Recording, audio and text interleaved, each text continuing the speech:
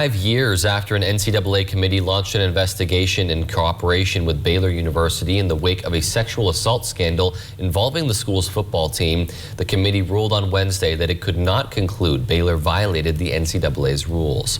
The ruling comes more than 5 years after the scandal broke at the world's largest Baptist university.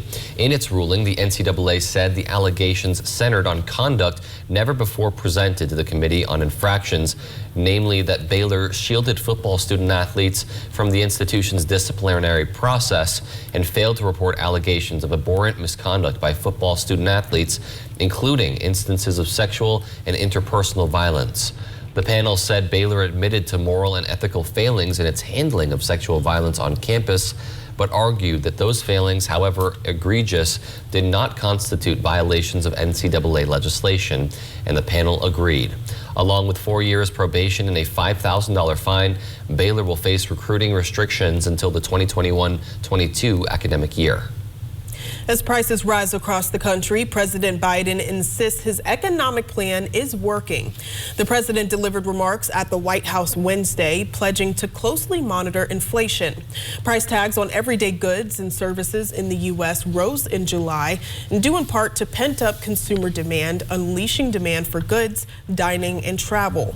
Mr. Biden acknowledged structural issues like supply chain backups are affecting prices, but the president said he's using his office to lower the impact on consumers. He said his economic plan is creating job growth and helping working families. Amtrak will soon require its employees to be fully vaccinated against COVID-19. The U.S. Passenger Railroad made the announcement yesterday, saying workers must be vaccinated by November 1st or submit to weekly testing. Amtrak also said starting October 1st, all new employees will need to show proof of vaccination before their first day of work. The new mandate will apply to all of Amtrak's 18,000 employees. Now to the ongoing fight against COVID, and particularly the highly contagious Delta variant. While there has been a recent uptick in the number of Americans getting the vaccine, all of the other numbers when it comes to the pandemic are headed in the wrong direction. New infections and hospitalizations continuing to break records in many states. And Jay Gray is on Capitol Hill this morning with more on the trends and changes from the administration on its COVID strategy.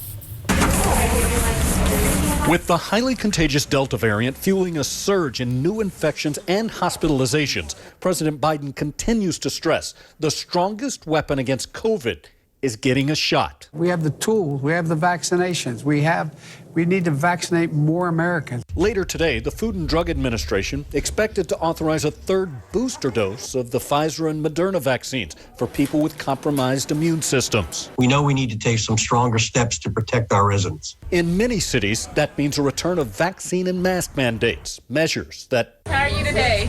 As kids return to school, have become battle lines. Governors in 7 states banning school mask mandates. We believe that the parent, rather than the government, should ultimately be able to make that decision. But a growing number of districts are ignoring those orders, telling students they'll have to mask up. I'm not willing to play Russian roulette with somebody's life like that. I'm not going to do that. This is a requirement. California Governor Gavin Newsom now says all teachers and school staff must be vaccinated or undergo weekly COVID-19 testing as they return to campus.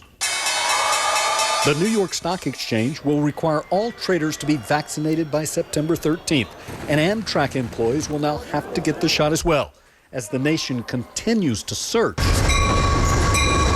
for the best track to escape the pandemic. Jay Gray, NBC News.